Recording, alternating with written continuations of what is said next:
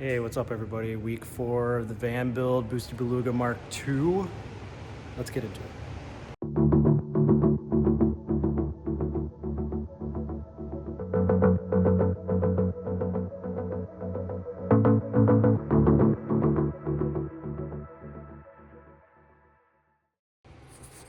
Okay, where does one begin? I got the stomach flu, so that kind of hindered my progress on the van.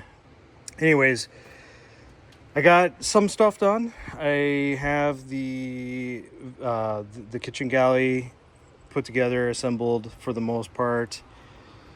If you want to know if you're getting into van building and you're just getting into design and you're wanting to know just how little room we have to work with when you're trying to put stuff in your van, this is a perfect example. I didn't account for that, and this is where the fridge is supposed to go. And the fridge would push out past this line, which is where the front fascia of the kitchen galley is. Probably, I would say, I think 1.5 inches now, and that's not going to work. So I had another idea of elevating the fridge higher and then having a drawer below, which wouldn't look the greatest, but it would work. But I decided to put these here to affix the end of the fascia, just to have it, I guess, more solid and in place.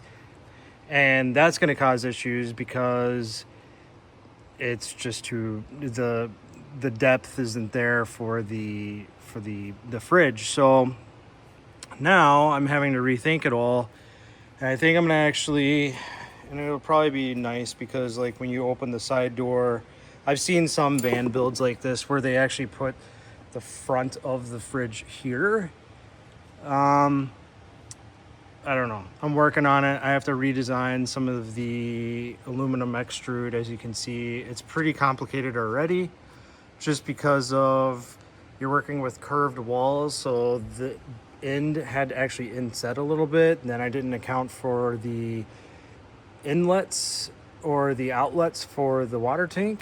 So that obviously had to be factored in. So there's like all this crazy jiggering that I had to do with the aluminum extrude to get it to work. So yeah, good times. Other than that, I have the water heater in place, as you can see. I've talked about that in the past.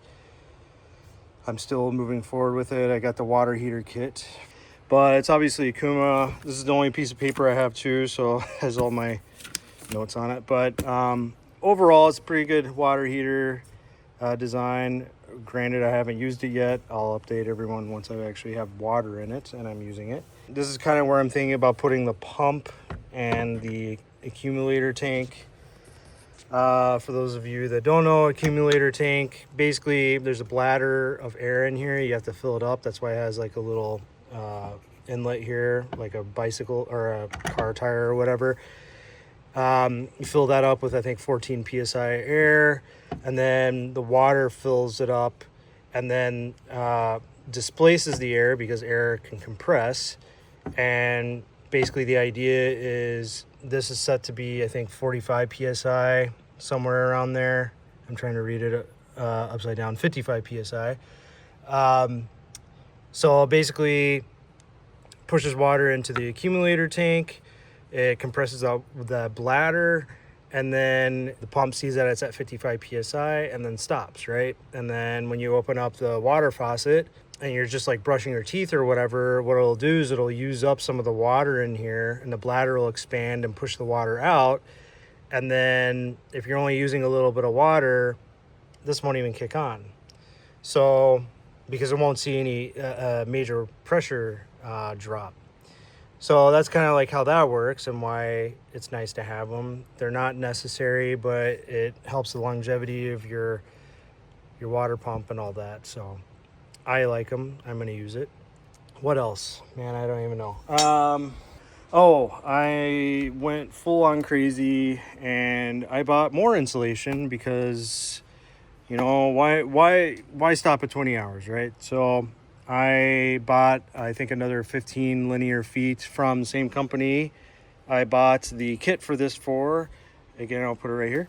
I found their pricing for the SM600L really good. So I went ahead and bought the additional linear feet from them at the same time. So I'm just going to, I guess, fill in as many gaps, especially around the water tank here. There's a huge cavity in between the wheel well and this.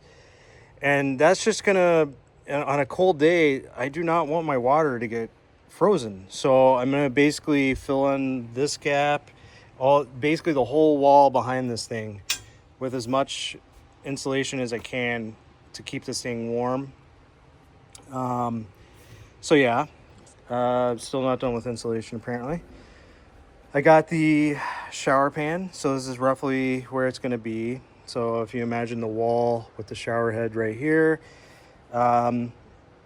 it looks crazy right now, but I promise you it's going to be awesome. So I also got the wall installed. I'm using these screws I used on the last fan that worked really well. They have a really small footprint, but what that allows obviously is it doesn't make it obvious that this is screwed on the wall as if you were to use like massive screws.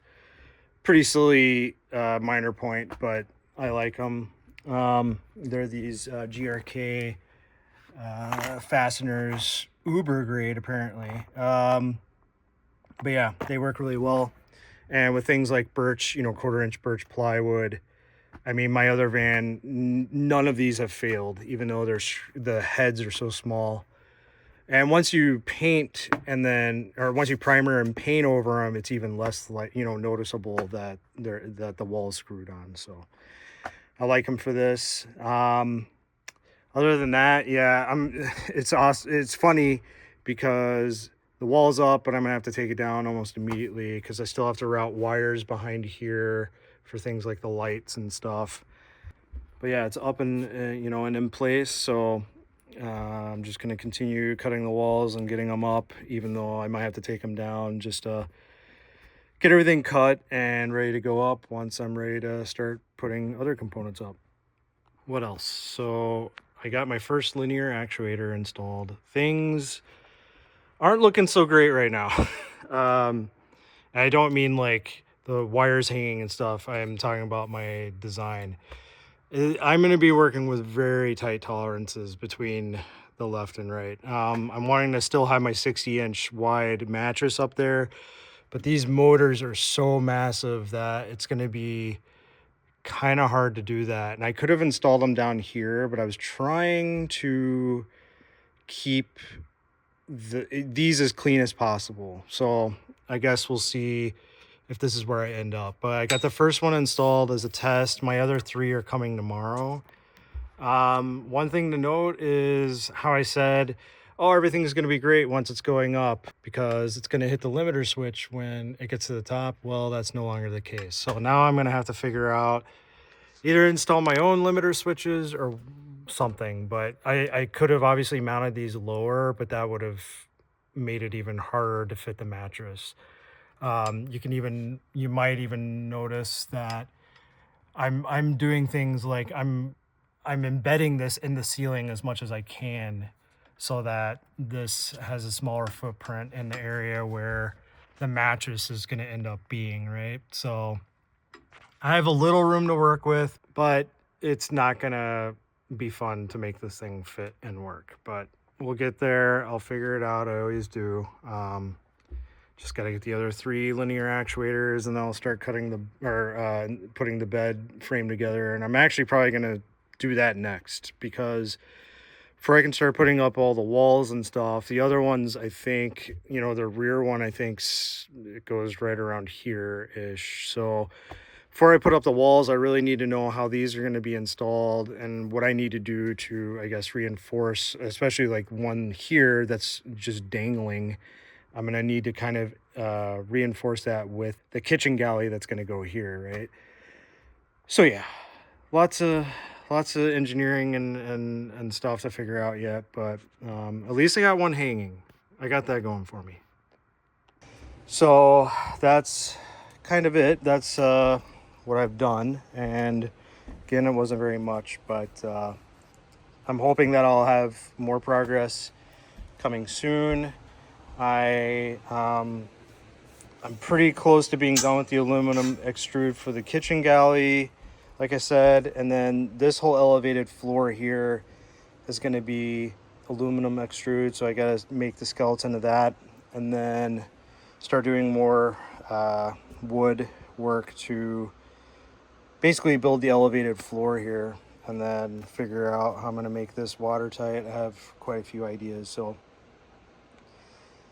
before this project, I would have never done this, just because it's so important to have a watertight bathroom.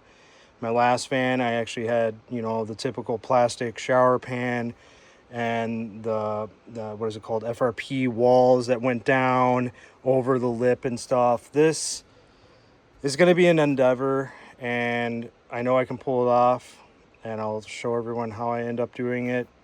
But yes, that's kind of it. So I guess until next time, peace.